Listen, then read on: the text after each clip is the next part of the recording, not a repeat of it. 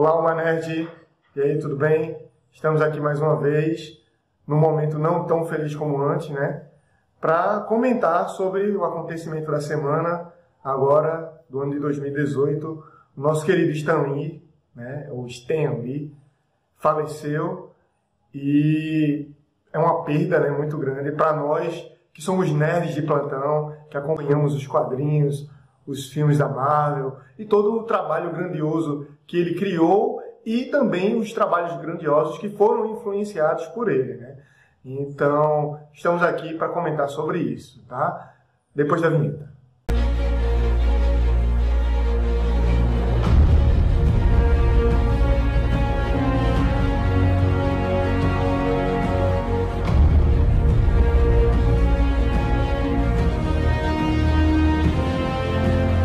Voltamos mais uma vez, né? Estamos aqui tristes, consternados com essa perca irreparável.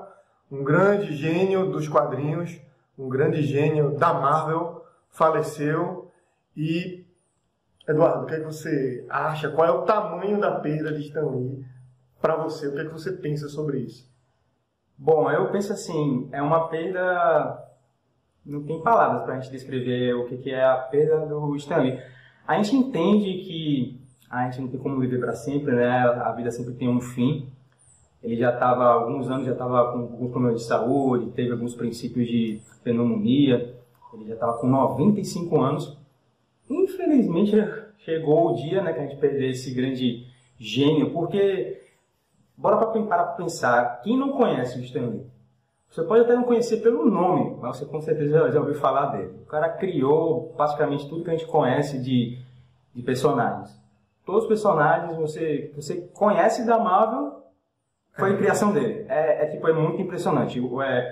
A Marvel ela não é conhecida como a Casa das Ideias, não é à toa. Porque você para pensar que o Homem de Ferro foi a criação dele, o Capitão América foi a criação dele, Pantera Negra, Thor, Viúva Negra, todos os personagens dos Guardiões da Galáxia, praticamente todos os personagens da Marvel é criação do cara. E como é que ele tem um respeito enorme por toda a legião de fãs, não só da Marvel, até os fãs da DC. A própria DC, ela admite que o cara era genial. Sim, verdade. Inclusive ela soltou uma nota, ou seja, a rival, a concorrente, soltou uma nota comentando, né, sobre o falecimento dele, prestando condolências à família e relembrando a importância de Stan Lee no universo dos quadrinhos, no universo da cultura pop. E isso é um fenômeno, cara, porque o cara ser reverenciado pela própria concorrência, isso mostra o tamanho de Stan Lee, quem era e quem é Stan Lee, né? E, inclusive, ele falou aqui de personagens que ele criaram, muitos com representatividade, né? Exatamente. Por exemplo, a Viúva Negra mesmo, num momento aí de críticas, de preconceito contra a mulher, o cara cria uma heroína mulher. Então, tem muita representatividade, vários outros personagens, né? Eduardo pode até comentar um pouco mais sobre isso. Claro, a representatividade na Marvel, com os personagens do Stan Lee, é uma coisa realmente impressionante. A gente pode pegar um dos melhores exemplos, o T'Challa, Pantera Negra. Cara, imagina uma época, beirando o quê? Os anos 60, né? Anos 70, um preconceito absurdo, né, contra os negros, aquele racismo ferrenho. E ele cria um personagem que ele é negro, e não é só negro, ele é rei. Ou seja, imagina uma criança lendo aquilo, ela imagina, poxa, eu posso ser um rei também. Entendeu? Isso é uma coisa muito incrível. E os personagens da Marvel, sem querer comparar com relação ao que é melhor ou o que é pior. Se a gente for comparar com a DC, por exemplo, a DC, os personagens, eles têm uma coisa muito de Deus, né? Ganham poder, é uma coisa muito divina. Poderoso até demais, tudo pode, não tem sofrimento, né? Exatamente. Os personagens da Marvel, eles são muito mais humanos, porque a gente consegue se identificar muito mais. Na época que a DC estava no auge realmente com seus super-heróis, com personagens da Liga da Justiça, pediram para o Stan Lee criar um grupo que pudesse bater de frente com o da Liga da Justiça. Foi quando ele criou o Quarteto Fantástico, que foi o primeiro grupo família. E detalhe, não era uma família muito bem organizada, porque na Marvel você tem um poder, os personagens são assim, você tem um poder Não é uma coisa muito divina. Era quase como você ser amaldiçoado. Isso. No Quarteto Fantástico você pode perceber que o Ben, que é o Coisa, ele não gostava de ser o Coisa, entendeu? A gente pode pensar, por exemplo, nos X-Men. O X-Men, que é outro grupo maravilhoso que o Stan Lee criou, ele bate ali na parte do preconceito, pô. Você imagina que os mutantes, eles eram discriminados, só que eles lutavam por uma raça que odiava eles. É uma coisa incrível. No caso ali, a representatividade é porque os X-Men eram um povo que era discriminado somente por existir, somente por ser como é. Por ser um pouco diferente, era desprezado, era marginalizado. E eles, apesar de tudo isso, colocavam as vidas deles em risco para proteger aqueles que odiavam a eles próprios. Inclusive, como o Eduardo outro dia me falou, nos primeiros gibis, né, nas primeiras HQs, muitas cenas aconteceram ali dos X-Men tá lá salvando o povo, e no meio do salvamento o povo tá ali criticando, ofendendo, xingando, e Stan Lee já tinha essa sacada há anos atrás. Ele era um homem visionário, cara. É por isso que a gente chama que ele é um gênio. Ele era um homem que tinha ideias além do seu tempo. Pô. E falar de preconceito numa época que o preconceito era normal, falar de racismo, criticar o racismo, mostrar que aquilo é errado, numa época que era normal para a sociedade, cara, ele foi realmente visionário, cara. Ele mudou, de certa forma, a história de fazer quadrinhos, a maneira de se fazer quadrinhos, a maneira de debater as ideias.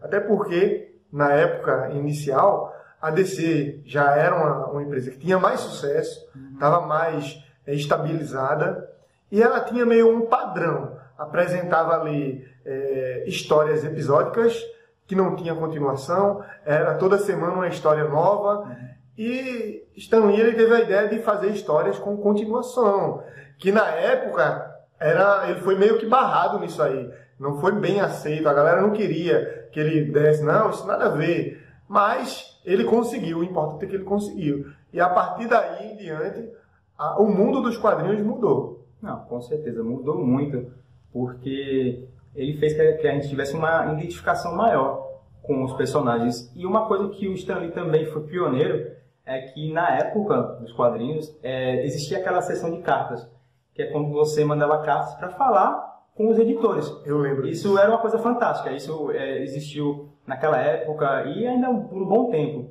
Imagina, você estava tendo uma interação maior.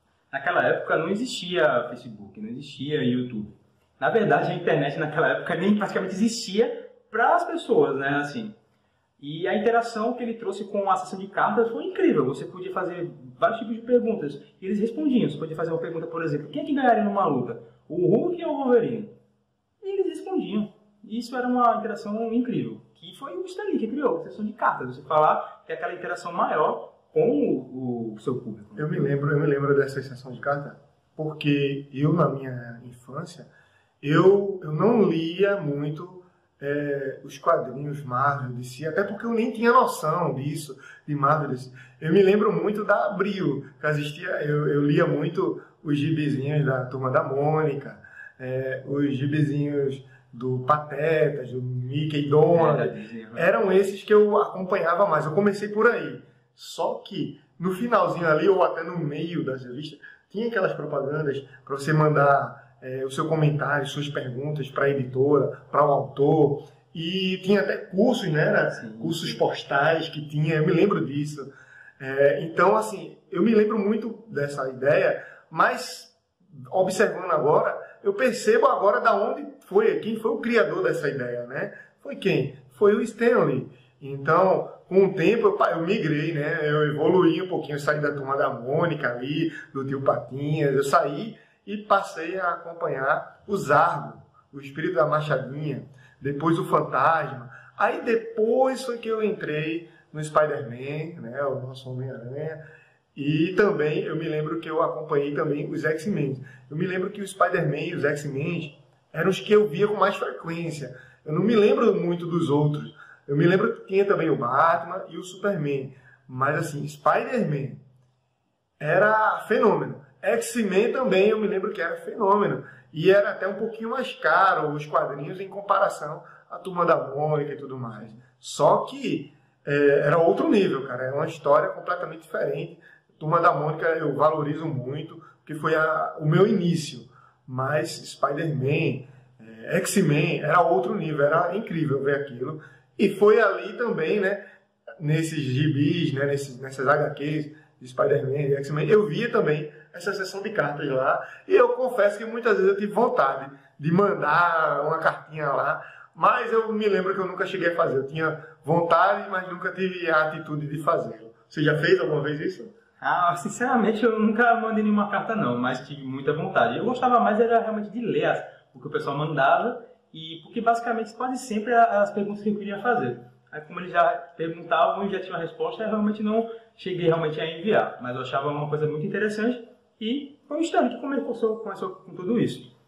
Aí você para pensar que o Stan Lee, ele é muito mais do que um ícone, né? Ele é tipo... Aí pode dizer que ele realmente é o deus da parte dos quadrinhos, não na arte, né? Porque ele conseguiu fazer uma coisa, ele fez você ter uma ligação com a história, com o personagem. Porque se você pensar assim, qual você pode ter a ligação com o Superman, por exemplo? O Superman é um cara super poderoso, é um cara que tem poder de mexer o planeta, é uma coisa absurda. Aí você pensa, qual a comparação que eu posso ter com o Batman? Pô, o Batman, ele é um bilionário, né? Você não tem uma ligação tão grande com relação ao personagem em si, talvez em algumas outras histórias específicas, mas quando você pega tudo que o Stan Lee criou na Marvel, vamos pegar um dos maiores exemplos, que é o que o pessoal mais se identificou. O Homem-Aranha. O Homem-Aranha, ele é um adolescente que ele sofria bullying, era o nerd da escola, liso, não tinha dinheiro nenhum. Gostava da garota e não tinha como chamar ela pra sair. Exatamente. Aí um dia ele ganha superpoderes. Aí tem a comparação com a DC. Quando ele ganha superpoderes, ele acha que agora ele é o melhor, que ele é imbatível. Tanto que acontece aquela grande lição que ele tem na vida. Quando ele deixa o assaltante fugir, porque ele diz que aquilo não é problema dele, o mesmo assaltante acaba matando o tio dele. E ele guarda aquilo para ele, que se ele tivesse, né, impedido o bandido, o tio dele estaria vivo. E é aí também no Homem-Aranha que ele lança aquela frase, né, que marcou, né, que com grandes poderes vem grandes responsabilidades, né? Isso. E foi o que ele mostrou na prática ali no Homem-Aranha. Por um momento, o Homem-Aranha foi irresponsável e teve uma consequência gigantesca na vida dele. Exato. Aí você vai para pensar que você aprende, o que você aprende? Porque o Stan Lee, com seus personagens, seus quadrinhos, seus roteiros, suas histórias, ele educou gerações. Teve crianças que aprenderam o que é o certo e o que é errado através dos quadrinhos. Por exemplo, exatamente isso, você entender que as suas ações podem ter consequências, boas ou ruins. A gente pode pegar grandes exemplos do Tony Stark também. Porque o Tony Stark ele ficou muito famoso agora por causa dos filmes, mas ele já existia nos quadrinhos, não era o que mais vendia, mas fazia seu relativo sucesso. O Tony Stark ele era simplesmente um cara bilionário que só pensava em gastar dinheiro e curtir a vida. Mas não estava nem aí para os outros. E um dia ele percebe que o seu armamento está sendo utilizado contra ele e ele decide mudar de vida. E você também aprende valores como honra, como coragem, como você confiar nos seus amigos, você ser fiel aos seus amigos. Isso. Um dos melhores exemplos também é o próprio Capitão América. Apesar de no início o Capitão América ter sido meio que uma propaganda política da guerra, né? Tem até para ajudar os soldados. Tem até aquela capa clássica do Steve Rogers dando um soco na cara do Hitler. Tudo bem, tem essa parte meio política mesmo. Mas se parar para pensar, o Capitão América é um dos caras mais honrosos que você pode imaginar. O Capitão América ele nunca iria trair um amigo, por exemplo. Ele apresenta a honra acima de tudo. Nessa questão que tu falou, que o Stan Lee, ele chegou a educar muitos jovens, isso também é influência da guerra lá, né, que ele participou. Isso. O Stan Lee, ele serviu ao exército americano. E, tipo, quando ele voltou do exército, ele retomou a vida dele nos quadrinhos. Só que naquela época, então, os quadrinhos eles sofreram meio que uma censura, né? Isso. Porque o governo tinha a ideia de que não era bom jovens estar aprendendo lutas, estar vendo guerras, estar vendo brigas em quadrinhos. E o Stan Lee provou que não, que eles estavam errados, porque foi através dessas lutas, dessa guerra, que ele mostrou, ele ensinou sobre respeito, sobre valores, sobre amizade, sobre confiança, sobre lealdade e sobre o bem maior, pensar não só em si, pensar no próximo. É colocar o seu ego de lado para ajudar o próximo. Foi sempre isso que ele mostrou nos quadrinhos. Sem preconceito, sem racismo, sem discriminação, sem nada disso. Valorizando o negro, valorizando a mulher, valorizando a todos. Cada um tem a sua importância no mundo e na vida. E foi isso que Stan Lee colocou nos seus quadrinhos. Então, a perda do Stan Lee é uma coisa que vai ser complicada para ser superada. Não dá, a gente nunca vai conseguir superar. Mas a melhor forma de a gente poder homenagear tudo que ele criou é poder consumir tudo que ele criou. É você ler os seus quadrinhos, é você ver as séries baseadas na Marvel, é você ver os filmes baseados na Marvel. Você tem que consumir tudo isso. E eu digo pra você que quadrinho já faz muitos anos que deixou de ser coisa de criança. Porque tem muita gente que tem um preconceito, que acha que porque você lê quadrinhos é porque você é criança. Isso não tem nada a ver. É a mesma coisa que eu posso dizer para videogames. Nada a ver. Se você gosta de quadrinhos, você deve ler quadrinhos, porque quadrinhos ele podem ser para crianças, pode ser para adolescentes e pode ser para adultos. E pode ser uma porta para desenvolver o hábito da leitura nos seus filhos. Eu comecei pelos quadrinhos. Sim, com certeza. Então você pode, de repente, presentear o seu filho com um quadrinho para que eles possam desenvolver ali o hábito da leitura. Bom, então aqui é só uma pequena homenagem. A gente não quis realmente fazer um vídeo só contando a história do Stan Lee, porque eu acho que existem já milhares de vídeos sobre isso. E acho que já contaram isso diversas vezes. Então aqui é só uma pequena homenagem da gente. Para não deixar passar em branco. Exato. Né? Porque a gente não tinha como não falar de Stan Lee diante dessa situação que aconteceu, a perca dele.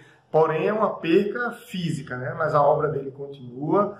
E a gente vai continuar reverenciando esse trabalho fantástico que Stan Lee foi e vai continuar sendo e inspirando muitos outros trabalhos eternamente. Só resta agora saber, né? A gente vai ficar ansioso agora para os próximos filmes que a Marvel vai lançar, como é que vai ser a aparição dele e em quais filmes, né? Acredito que nos Vingadores 4 vai ter, na Capitã Marvel acredito que vai ter, mas eu ainda tenho esperança que nos próximos ainda tenham. Eu acredito que ele deve ter deixado aí alguma coisa gravada, né? E ressaltando aqui que um cara pode fazer a diferença, foi o que ele falou lá quando ele apareceu no Spider-Man 3, no Homem-Aranha 3, ele chegou lá ao lado de Peter Parker e disse: um cara pode fazer a diferença. Tô aqui só falando. E tipo, ele falou dele mesmo. Ele dá uma reviravolta no filme completa. Ele falou dele mesmo, cara, porque Stan Lee fez a diferença e ainda faz. Então, ó, deixa aí nos comentários como você conheceu a Marvel e o que o Stan Lee representa pra você, certo? Não esquece de dar aquele like, né? Deixa aquele like para ajudar o canal. Compartilha com todo mundo, certo? Se inscreve, se você não é inscrito. Não deixa de marcar o sininho, né? Porque o YouTube às vezes faz a brincadeira de desmarcar o sininho. Marca o sininho para receber notificações de todos os vídeos. E, ó... Até a próxima. Até a próxima. Tchau.